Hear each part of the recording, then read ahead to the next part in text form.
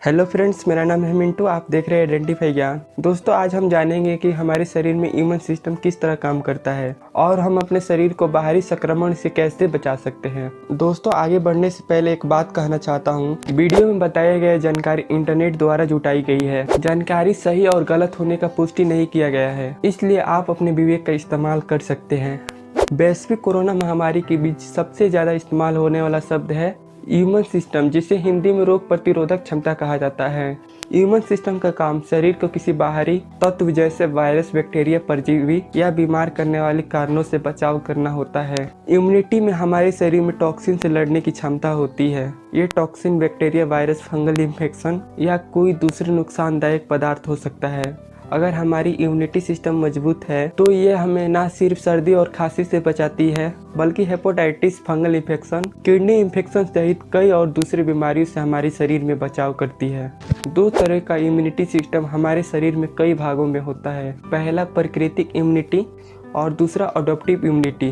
प्राकृतिक इम्यूनिटी का पहचान ऐसे किया जा सकता है। शरीर की कई भाग जैसे त्वचा, पेट का एसिड, एल्जाइमा, त्वचा का ऑयल और खांसी रोग प्रतिरोधक यंत्र के रूप में काम करता है। इसका मुख्य काम होता है शरीर में घुसने वाली खतरनाक बैक्टीरिया को रोकना। इसके अलावा इंफोरॉन और उनके इंटरल्यूकिन 1 नाम के रसायन भी हानिकारक तत्व को खत्म करने का काम करता है, जिससे शरीर सुरक्षित रहता है। हाँ, ये जरूरी है कि प्राकृतिक इम्यूनिटी से आप पूरी तरह से सुरक्षित है, इसकी कोई गारंटी नहीं। वैज्ञानिकों का कहना है कि ये इम्यूनिटी का पहला चरण होता है, जिससे शरीर के हिस्से में वायरस को भीतर जाने से रोकता है।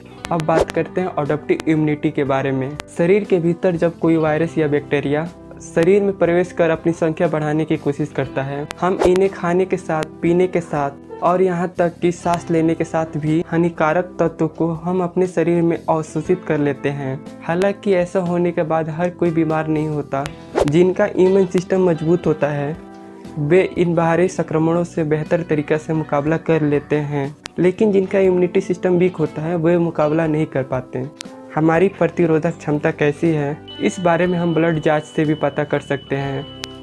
लेकिन कई बार हमारा शरीर कई तरह का सिग्नल देने लगता है, बार बार संक्रमण होना या एलर्जी। अगर आपको लगता है कि आप दूसरों की अपेक्षा में बार बार बीमार होते हैं, सर्दी जुकाम की शिकायत रहती है, खांसी, गला खराब होना या फंगल इन्फेक्शन जैसी गंभीर समस्या रहती है, तो दोस्तों बहुत पॉसिबल है कि ये आपके इम्यून सिस्टम की वजह से हो।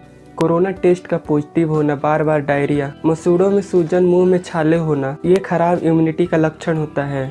कुछ लोग जरा सा मौसम बदलते ही बीमार हो जाते हैं। बीमार होने का कारण ये भी हो सकता है नॉर्मल बॉडी टेम्परेचर 36.3 से नीचे नहीं होना चाहिए, क्योंकि सर्दी के वायरस 33 डिग्री पर सर्वाइव करते हैं। दोस्तों, आप अपना टेम्परेचर सही रखने के लिए रोजाना एक्सरसाइज करने से आप अपने बॉडी का तापमान और इम्यूनिटी बढ़ा सकते हैं। साथ ही गर्माहट पैदा करने वाले मसाले जैसे लहसुन, प्याज, दालचीनी, अदरक और लौंग का सेवन करने से आप अपने इम्यूनिटी सिस्टम को बढ़ा सकते हैं।